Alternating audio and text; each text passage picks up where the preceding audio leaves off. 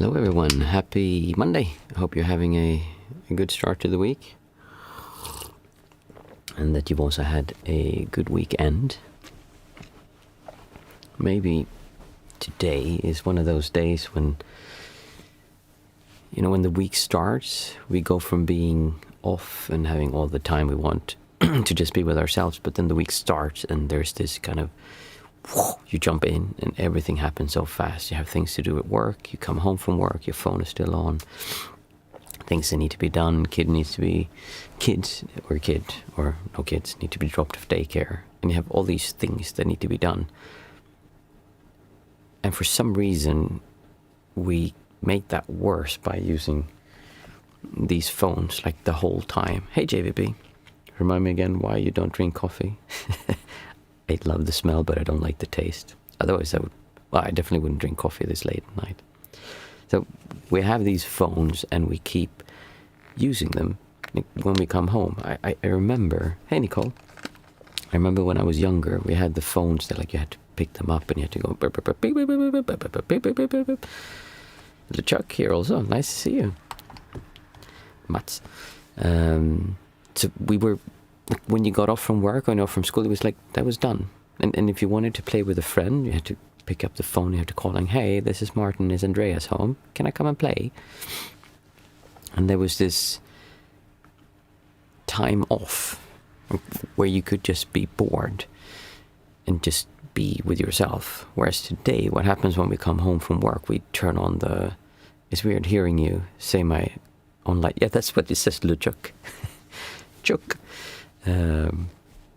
We're so used to constantly having information, always here and here all the time. Input. Texas style picking coffee might change your mind. Oh, that sounds very nice. Instead of actually having a break, when we come home from work or when we come home from school, and actually taking it calm, reading a book or doing. I was just at some friends this weekend, and they were a couple my age, and they were sitting and doing a puzzle together, and I thought that's the cutest thing I've ever seen. Like one of those 1,000 pieces, and we're just sitting with a board on the table, just putting in the pieces, and I thought that was so nice instead of sitting in front and watching a movie or a series. So the concept that I heard someone say was put your life on flight mode, because we put our phones on flight mode when we go to bed, but we don't put our lives on flight mode when we come home. And that might be a good idea. I mean, you are here now, and I like it that you're here, but at the same time, limiting what we expose ourselves to and how much information we get is a really good way. Is that a huge spider on my floor? Wait, let me just have a look. I have to see what that is. That does look like a huge spider. What is it? Or maybe it's just it's a huge leaf. Well, we do have spiders here. Hello everyone, I'm Joanna and new in this stream. Last week I lurked a bit. Hey, nice to have you here, Joanna. So the concept of putting yourself on flight mode, I think, is an excellent idea. To think about, I mean, we spoke to Mats, I hope it's okay I bring you up. You were talking about how you were being a bit overwhelmed and how you were kind of that spiral that goes down instead of going up.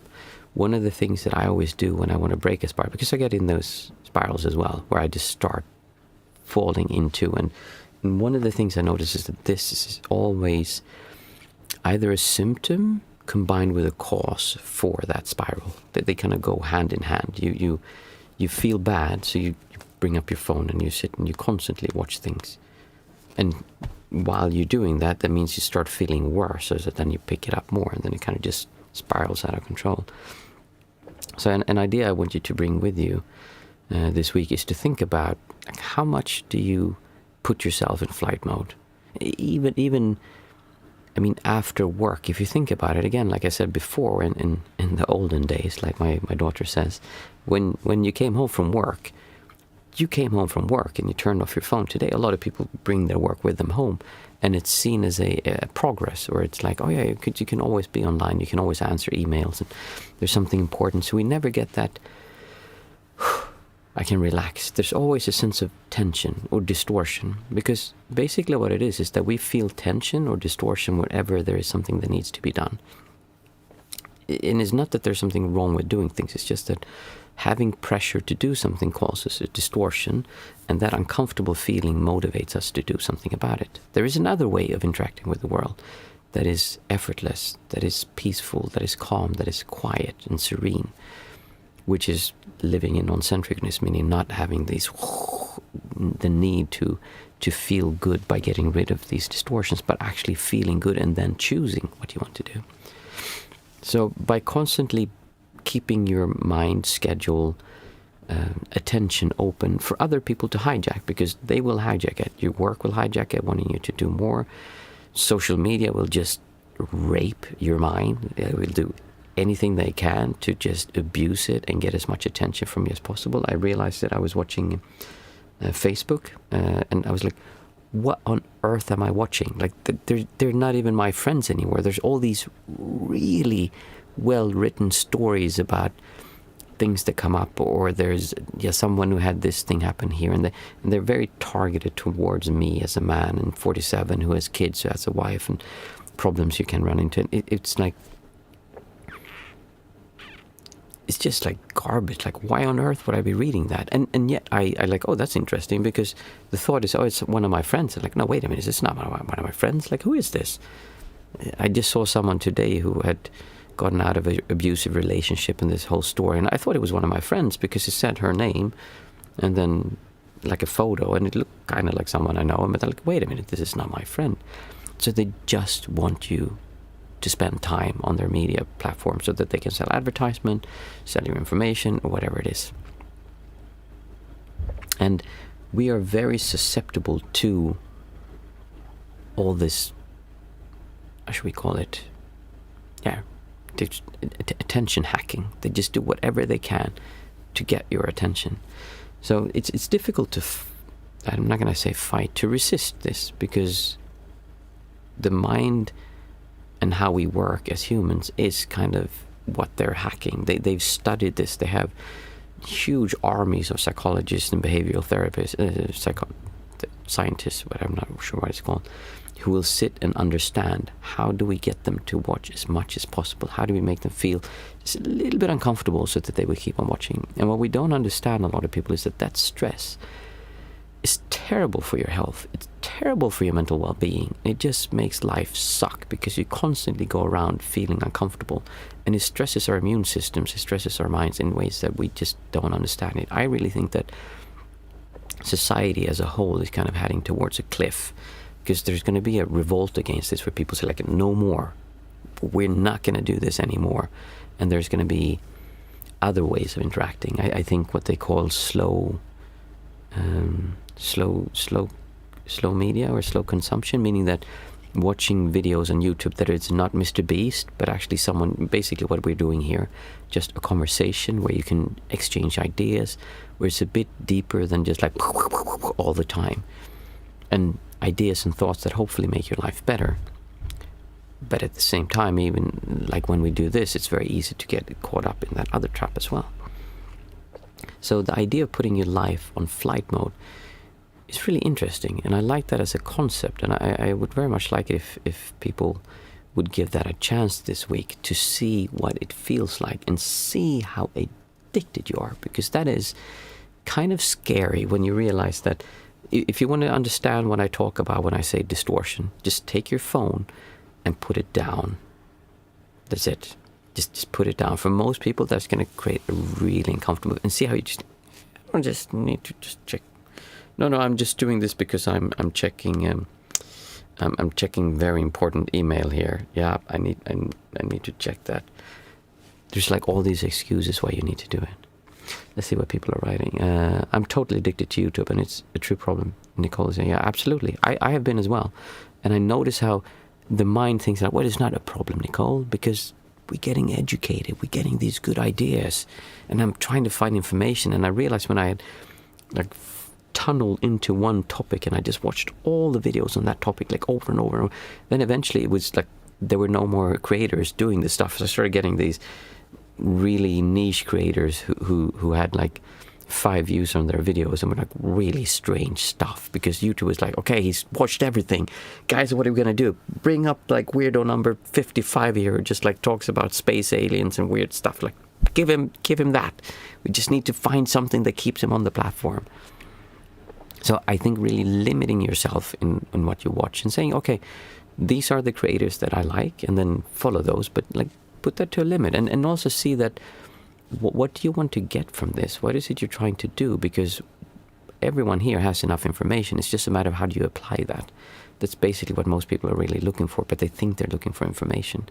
So choose a few people like, okay, this is what I'm interested in now, and I'm going to watch these creators, and then watch them. And also the idea of getting deeper into one creator and their mindset and thoughts and ideas and how they practice is more useful than watching 100 different ones who say all kinds of random stuff, and you might be able to get a deeper understanding of what they're trying to share. Hey Stephen, nice to see you. Mats, hi Stephen, long time no see, hope you've been doing fine. Welcome Joanna, and hello everyone. Thank you. So yeah, I think flight mode lifestyle is on. Like I'm really I find that when I feel bad mentally, and I can kind of feel this squeezing because I've been burnt out, so I can feel that the mind's starting to squeeze when I have too much, and it's, we talk a lot about attention and how awareness, when you want to not feel like a strong sense of self, I always say make your awareness wide. I say that the whole time, and it's not random. It's because when you make your awareness wide, you don't have the feeling of I am here and I'm watching over there, meaning you create a sense of polarity. Object and subject, like you're watching, subject and object. Am I saying that correct? You're creating a distance by watching something, and then even when you watch it inside, you're creating this like, I am watching this. But when it's wide, you dissolve that, because being in what I call non-centricness, non-duality, feels wide. There's not a feeling of condensed, I am here. I forgot why I got into that.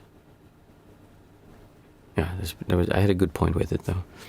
Simat is saying it's a bit like treating media consumption the same as food consumption, right? Lots of parallels. Yes, absolutely. Good. Now I remember why I was saying that. So when we watch the phone, the problem with watching the phone is that you're sitting like this and you're watching here. Like it's very narrow-minded. It's really going into watching this. It's so focused on this little point here. And you're creating a lot of distance, and you're creating a lot of distortion and sense of self.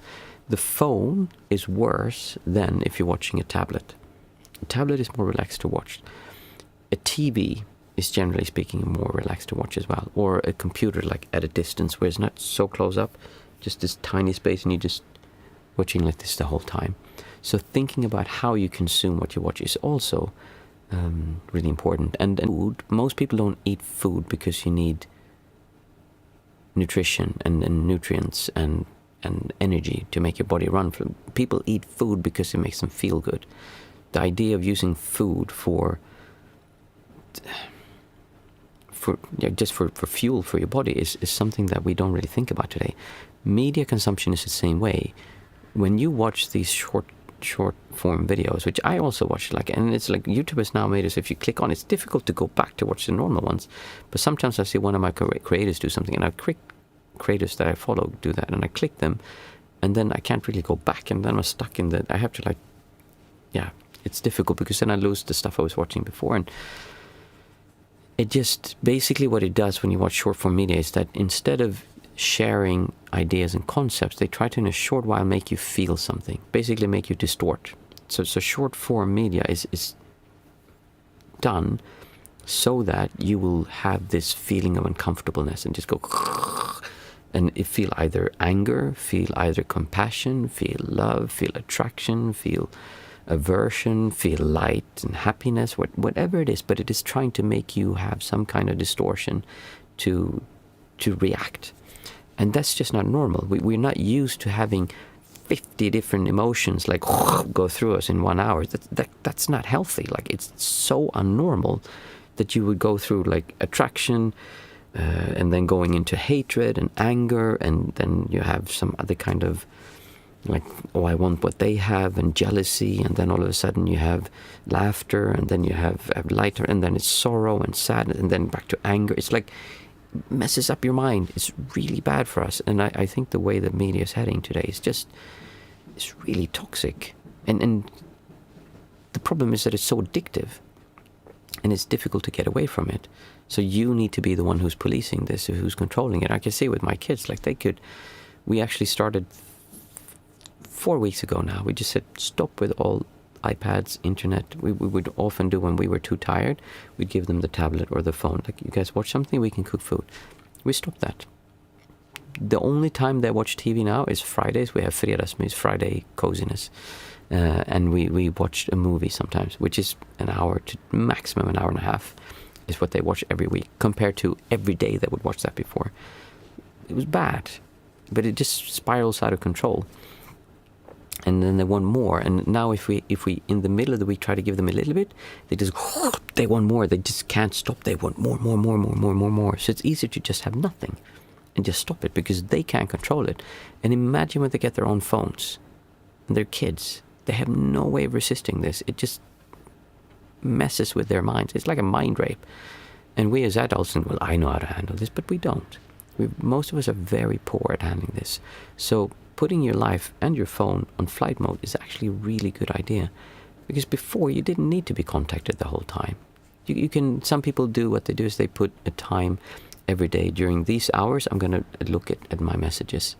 I turned off, or at least start with turning off all notifications from every social media, so you don't get any pings and stuff, and just choose when you want to watch it. Let's see. I mean, that's definitely your topic, dear. Sorry, I didn't understand that one, Johan. Or did I miss something? Wait. A check, that's definitely your topic. Okay. Nicole, after you watch, you feel empty. Yes, because the activity doesn't build or amount to anything like going to the gym, what we're studying. Exactly. And that's also part of the whole distortion thing, which is that when we're driven by this uncomfortable feeling inside of us, which all of us are, depending on different levels, how far you've gotten over that. But when you have a really big goal that you work towards, and like, I'm going to work towards this, and this is my goal, and then you reach that goal, you realize it's empty. There's nothing there. You didn't get what you thought you were going to get by getting there. I remember this. I mean, why I became a Buddhist monk, there's a video on my channel where I was talking about how I achieved my goals in sales, and I got there and like, yes, I did it. And there was nothing there. As soon as I got there, I was like, oh, so what's my next goal? Like, what am I going to do now? Because it didn't stop. It doesn't stop when you get there. There's just an empty feeling. And you think if you get over there, you're going to feel that empty feeling. When we watch YouTube, it's very similar. We have an empty feeling or uncomfortable feeling. And if I can just find the video I want to watch, I need to watch. When I watch that one, then that empty feeling will go away and I will feel whole and good and fulfilled. And then you keep watching and you get a small spike of, oh, that's nice. And then it disappears. And small spike, and then, oh. And it's literally designed to make you feel uncomfortable so you will watch more and then never get satisfied. They actually have on Marketplace, on Facebook, that when they show the ads, they don't show stuff you're interested all the time. You have to look many times until every now and then they put something, this is what they want. This is what they want, because that's more addictive than having you get all the time reward for what you really want to watch. So that's how far that system goes to mess with your mind. And Mats is saying, Johanna, my girl. Okay, Johanna's my girlfriend. She witnessed my junk media struggles first. Oh, that's nice. Oh, happy to have you here. I didn't realize. Now it makes more sense. Yeah, junk food and media it's rough. It can really mess with your mind, and then they go in hand. Like I've spoken about how I've been actually on working with losing weight the last few months, and it's been incredible to see how much better you feel when you think about what you eat, just being aware. I think when you eat, there's this idea that, oh, if I eat healthy, I will lose weight and I will be healthy. That's not true, because if you overeat unhealthy food, that's also unhealthy. So to lose weight, it's just a matter of how many calories you get in and how many calories you expend. But the difference in the calories you put in is very different, because if you eat sugar, yes, that's the same, but you're going to have so much craving for food. Even if you expend that, like, you won't feel fulfilled, so you'll eat more. Whereas if you eat healthy food with lots of protein, we're talking potatoes, eggs, chicken, meat, vegetables, like real food, and cream, and made like sauces made from cream, not like 50 ingredients with stabilizers and all kinds of crap, but actually real food. It will fill you up, and you can watch, but even that you can overeat on and be healthy. But if you watch how much you eat and what you eat, it's just simple math. Like, either you lose weight or you gain weight, and there's flexibility in your metabolism for sure. But ultimately, if you're in a deficit and you eat less than you expend, you're going to lose weight. Your body will feel better when you eat something that's healthy and good for you, and you lose weight and find a balance where you can be the weight you want to. The same is true of social media. Like, you can watch, oh my goodness, this is a good parallel. You can watch lots of short form and all kinds of like Mr. Beast crap, which just gives you nothing, just like constantly hijacks your attention and flashes so many images and stuff that you're just like, whoa, overwhelmed by it.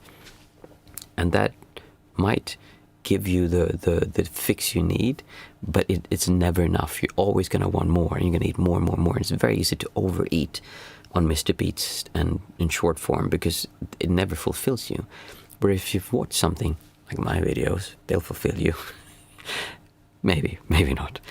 But that kind of videos where you actually like go into a topic and talk about something that helps you understand something better, that is a healthier thing to consume. But that one also, because if you think you're going to get something and you overeat that, it's not going to help you. You're going to become unhealthy up here by eating too much. So in other words, you need to be aware of how much do you consume of food and what kind of food you consume.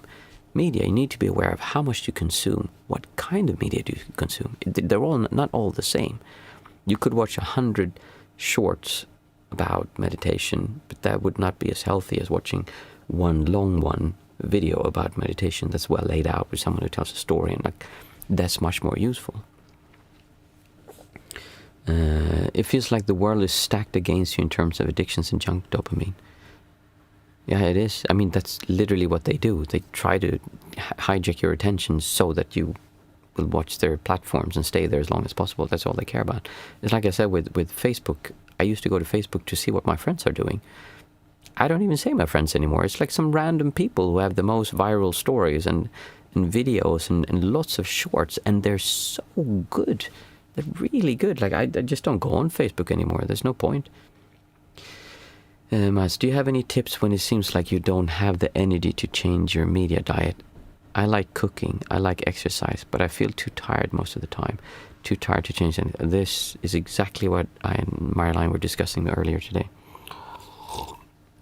So the problem is this. And I can really say that this is true. When you feel bad, it is very difficult to change your life and to become healthier and happier, because you're feeling bad, you don't have the energy. When you feel good, it is easier to build good habits and feel better because you have the energy to do that. So resisting the phone takes effort. It is difficult because it's so addictive and it's so easy that it's easy to fall into that. Eating junk food is so easy because, first of all, I might share that in Discord. Next time I run across her videos, I'll share it on Discord.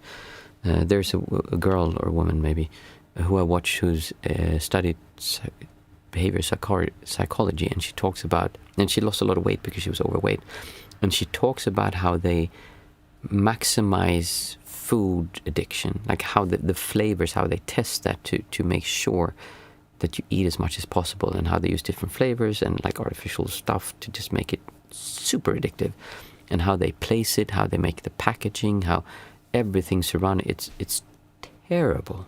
And it's just garbage crap food, really garbage crap food, but it's so addictive. I actually had this weekend, we went to visit my mother and we ate McDonald's, and I haven't eaten, I've just eaten clean food for like the last, since sometime in August, And well, I eat chocolate every now and then. And like every time I eat food, I eat dark chocolate, but I eat clean foods in general. And I ate McDonald's, and I felt so bad. I had inflammation, my whole body just pain everywhere, and I couldn't sleep. It's crappy shit food. You just don't want to eat that stuff. But it's made to, because when you eat, it's like, oh, I want more, I want more, I want more. So some tips for doing that is to, unfortunately, it's kind of, like I said, when you feel bad and you don't have the energy, then it's difficult to do something. But when you start feeling better, it's easy to do more. So I've been in an upward spiral lately. It's just been going up because I just started eating better, exercising, and like limiting when I took in food. So I think one of the easiest things to feel better is to see this as a holistic journey. It's not just about the phone. It's about you and your physical and mental health together. If you eat crap food, you're going to probably consume crap media as well. Because that's like, they're very similar in how they work on us. So the easiest thing you can do is just to change your diet, to really think about what you're eating. And there's when you go over to eating healthy food, that can be quite difficult. But finally, I don't believe in dieting, like just being really strict and doing something like that. But actually, and I always say this with meditation as well, it's very funny. The more I look into how people lose weight and become healthy, very similar to how I see meditation. If you start meditating and you meditate 1 hour per day and 2 hours per day, morning, evening, and you do that every single day of the week, that's first of all, that's not really that much. But for someone who hasn't, that's like way too hardcore. You're not going to be able to keep that up. And then you'll eventually fail.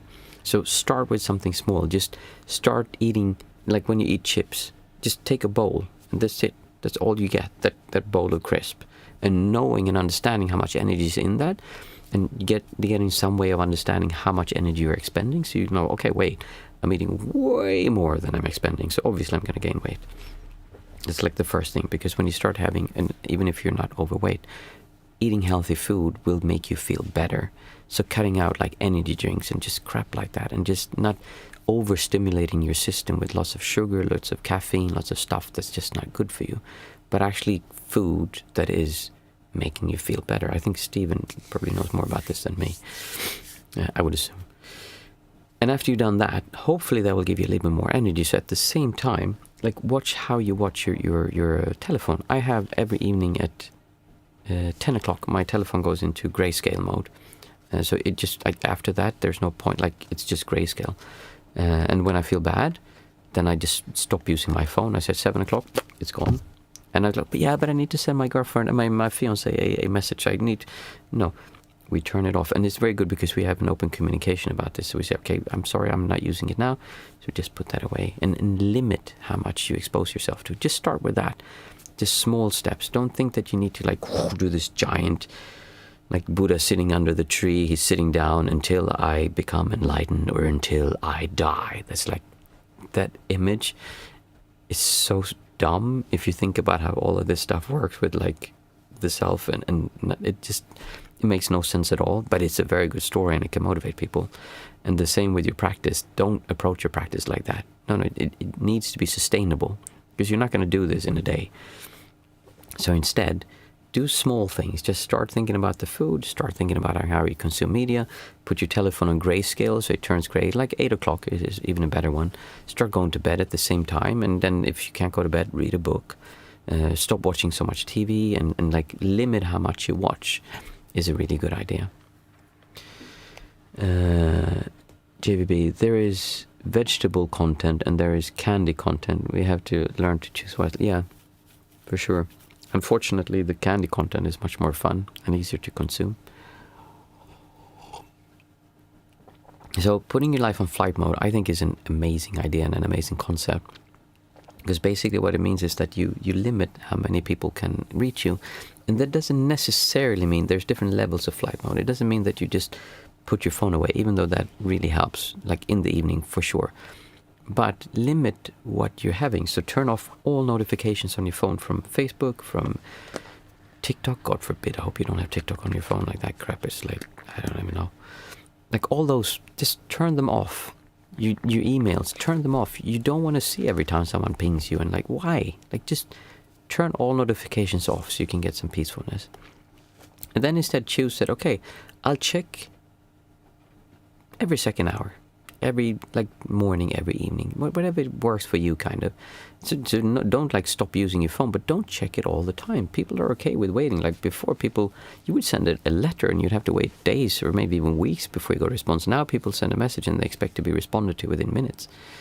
I mean, it doesn't need to be that way. Your candy content, Martin. Sorry, God damn it. I knew it. So yeah, find ways of just small. I'll have to think about this more and come up with something, because it's a concept that I care deeply about and that I myself also struggle with sometimes. Because Martin's a snack. Yeah, that's what my girlfriend says. Exactly. And there's a spiritual guy on YouTube. I don't remember his name, but he's really good looking, and I think he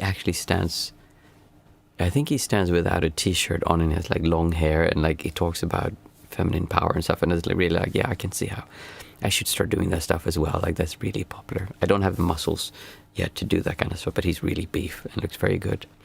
There's a lot of women who do that, girls who have spiritual stuff, and it's yeah, candy content. So, gott snack, as we say in Sweden. Nice talk. Try the putting your life in flight mode a bit and just play around with it, and don't try to do all at once. Just do small things and see what helps, and tell me about how it goes. For those of you who are new, we usually chat like this a bit in the beginning, and after that we do the 5, 4, 3, 2, 1 method, which is a way of bringing your awareness back to here. And today is Monday, so we'll have a 20-minute guided meditation. My voice is starting to cut out again. I'm still having a cold after 3 weeks. I actually feel like crap. I went back to work today, and it was manageable, but barely. So it might be that if it's too difficult, I'll just stop talking. But we'll have the guided meditation as much as possible. So to begin with, I want you to just focus on 5 things we can see, 4 things we can feel, 3 things we can hear, 2 things we can smell, 1 thing that we can taste.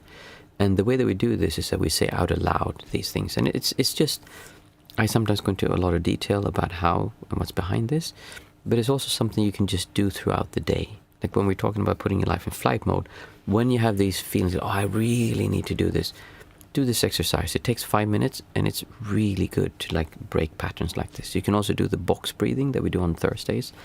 Right now we change that every now, but that's the one we're doing now, because that's a way of just bringing yourself back to being here and experiencing what you're experiencing now. Not life's your story or what's going on in your life, but what are you actually experiencing right now through your senses. So 5 things that we can see. Say them out aloud on your end, and I'll say them here. Obviously don't say what I'm saying, but say what you're seeing around you. So I see a measuring stick. I see a pair of glasses. I see a computer mouse. I see a chair. And I see a button for the lamp switch. There's 5 things that I could see. Next we have 4 things that we can feel. So I can feel the hairs on my arm. And really try to enjoy and feel what does that feel like? I mean, you felt your arm many times, but what does it actually feel like? I can feel my woolen sofa.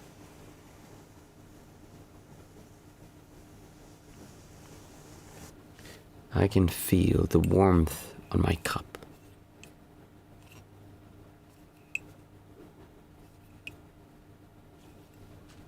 And I can feel my eardrums being very sore. There's 4 things that I could feel. Next we have 3 things that we can hear.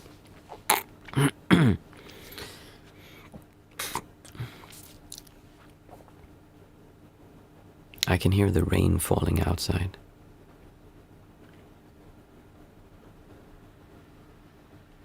I can hear tires running through water.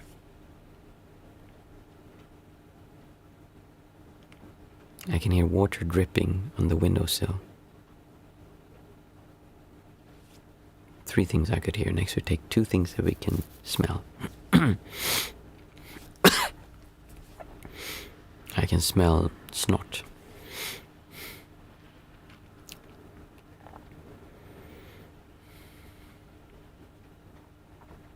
I can, there's a sweet smell as well.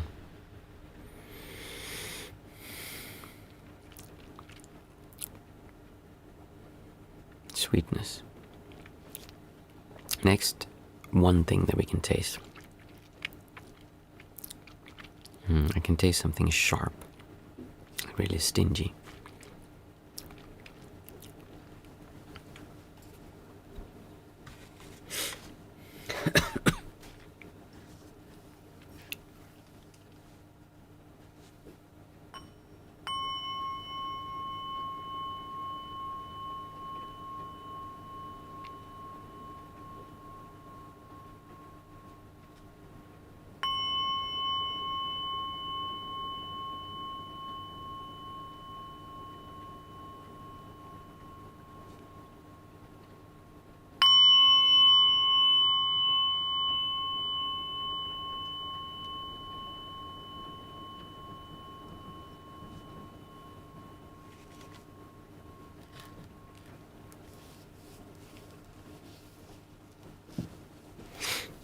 So start with moving your awareness to your breath. Just start being aware of breath happening inside of you.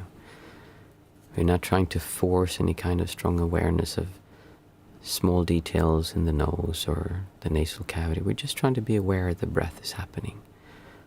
Also start by widening your awareness so you're not focusing on one small point, but that you're actually aware of a wide field of breath happening inside of you as you're breathing in and out. Just start putting your attention on this. There should be no tension in your attention. There should be no pressure. We're not trying to force anything here. If you don't feel anything, that's fine. Just sit with that and look. See what comes up. It's perfectly fine. We're also not trying to control our breath, something that can be difficult to let go of, because when you observe your breath, it's very easy to control it. And that's fine as well. If you start controlling it, then that's okay. So as you're sitting down, one of the things that start to happen to most people is that they start having very powerful thoughts that feel like they're pulling you out of just being able to do the simple thing of observing your breath. So instead of observing your breath, you're sitting and analyzing, thinking about what should I do about this thing that happened there, or what am I going to do about this problem that I have. And if you look at these thoughts that you're having, what you'll realize is that the thoughts are not the problem. We tend to say that because that's how we communicate as humans. We don't have a way of communicating about what I call distortions, which is how you feel about the thoughts you have. If you feel that I'm not attractive, I'm not doing well, I'm not worthy of being loved, I'm ugly, or I'm beautiful, I'm worthy of love. Whatever those things are, those thoughts, they're connected to a feeling. If you say, I am worthy of love, you'll have a feeling like, yeah, hell yeah I am. Or you'll have a feeling that says, no, I'm not, because and you'll have all your reasons. The thing that is difficult is not the thought where you feel that you're not accepted or worthy of love. It's the feeling that's connected to that. I can think I'm not worthy of love, and that thought does absolutely nothing to me because it's like a silly concept. Of course I am. Why would I not be? Or if I feel I am ugly, I can think, well, yeah, I'm a bit overweight and I'm absolutely not the most beautiful person in the world. And there's lots of things that I could change, but that's okay. I don't get a bad feeling connected to that. I also think that I'm very good looking in many ways. If anything, better than I was before when I was younger. And it's just, how do you connect the feeling to those thoughts? And when you see that it's just thoughts, it's the feelings that you connect to them that is the problem, then it makes more sense that we shouldn't focus so much on our thoughts. Instead, we should be aware of this field that we constantly have that's bombarding us with things. What we should, what we shouldn't do, who we are, who we aren't, who we should be, who we shouldn't be. And by having our breath as our anchor, as our guide to learning to feel this, it becomes easier with time to bring awareness to your distortions, to your feelings, to the way that you're creating pressure to the world around you, creating pressure to the people around you. When we say we love someone, we want them to behave in a certain way, and if they don't, then we create pressure towards that. It's very difficult to allow someone to just be when you love them, because you even more want to control who they are. And if you could look at that and let go, in other words, surrender and just be okay with them being who they are, and trust that they are okay that way. Many people do that, and then they say, well, if you love somebody, set them free. Every single person I hear who say that, they say that because they want that person to love them, not because they really want to set them free, because that would be very scary. So by learning to observe the way you're creating pressure to the world around you, it becomes much easier to enjoy life, to enjoy being here, because you don't need the world to conform to your ideas and beliefs. You don't need the world to make you feel good, to enjoy being here, because that is something that is self-contained within you. And it's something that we need to practice on doing, which is why we're observing our breath do this very simple thing. When it comes in, it turns around and goes out, and then there's a pause, and then it goes in, and it turns around, and it goes out, and then there's a pause. This very simple thing of observing what's happening inside of us, if you create an awareness that is wide, if you learn to just let your body be and see what happens, it will help you to become more aware of this, and it will help you to create a general feeling of just being okay. Just being okay with the world being the way it is. And when you're okay with the world being as it is, then you'll see more clearly how certain behavior, certain ideas will kick you out of that. And that will be what guides you on how to live your life, on how to spend your awareness or your attention. And very likely, you'll notice that watching your phone all day is not beneficial. Binge watching YouTube videos is not really giving you what you think you need. Eating lots of junk food, chips, candy, which are really nice stuff, trust me, I know firsthand, is not really giving you what you want. So instead, put your focus on how are you relating to the world around you, and make sure that you're relating in a way that's enjoyable, comfortable, and peaceful, rather than edgy, angry, and vindictive. Just make it easy to be alive, and then choose what you want to do with your life. Hopefully I'll sold you on the idea of doing the simple thing of focusing on your breath. And for the next few minutes while we do this, I want you to just let go of the idea that anything that happened in the past, or anything that will happen in the future, needs to be taken care of. It's perfectly fine the way it is, because right now you can't do anything about it. Don't need to come up with your master plan. You don't need to solve any problems. All you need to do is sit down, close your eyes, and observe your breath as it goes in and out, and in and out. To make this a little bit easier, we'll do an exercise where we count our breaths from 1 to 8, and then down from 8 to 1. And I will do it with you the first time, and afterwards you can continue by yourself. So breathing in and out. 1. In and out. 2. In and out. 3. In and out. 4. In and out. 5. In and out. 6. In and out. 7. In and out. 8. In and out. 7.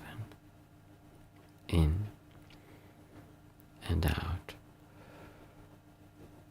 6. In and out. 5. In and out. 4. In and out. 3. In and out. 2. In and out. 1. Now keep counting your breath from 1 to 8, and then down again from 8 to 1 as you breathe in and out. 1. In and out.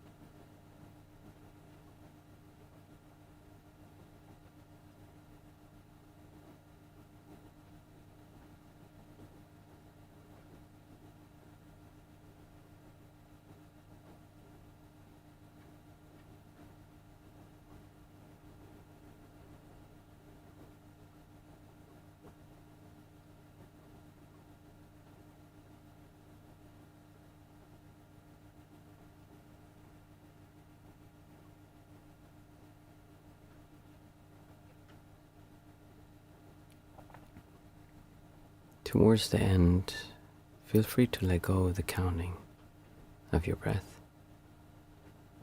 And just let your awareness drift around. To see what it feels like to just sit here, peaceful, calm, tranquil.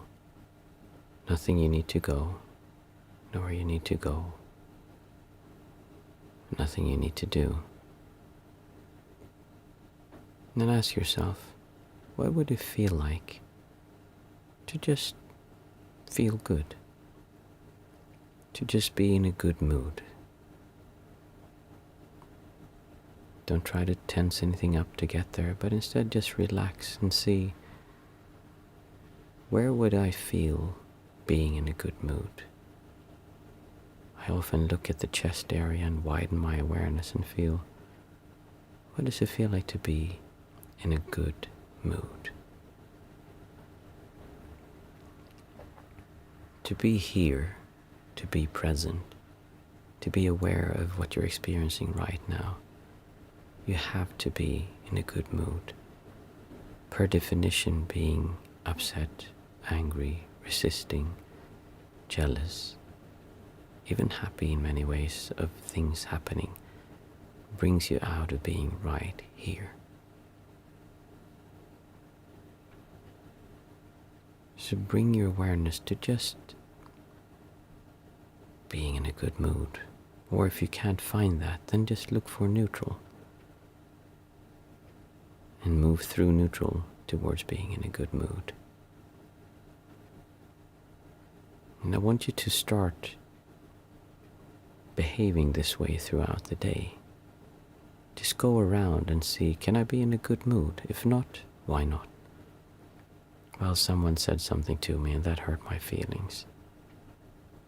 Well, why would you let that ruin now? Because they're not saying it now. That's something that happened before. And the only time you have to be alive is right now. If you're ever going to feel good, it's also going to be now. So what are you waiting for? Why not choose to be in a good mood now? And the best part is, if you missed it, there's going to be another opportunity right now. Keep on making this your highest focus throughout the day. Just leaning towards enjoying being here. Enjoying life, not because of what's happening to you, but because life is enjoyable. And if something nice is happening to you, by all means, enjoy it.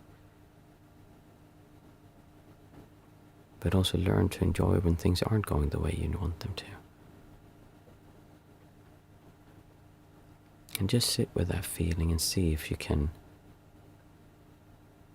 lean into it to make that the way that you're experiencing the world, this nice feeling of just being in a good mood.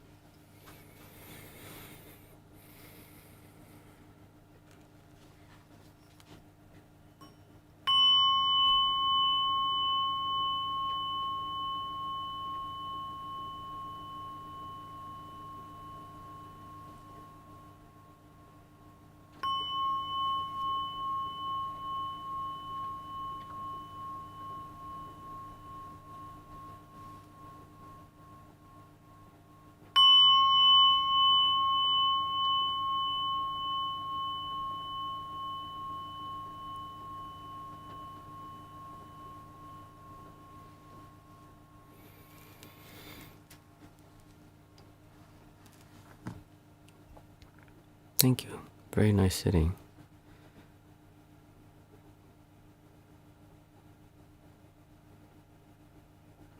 I hope everyone can see how simple and how straightforward it is to actually feel good and to see that that's a much more enjoyable way of living life. I hope you have a nice week, and I'll see you again on Thursday. And really, I talk about this a lot, but try to spend this next week enjoying life. Try to put your life on flight mode.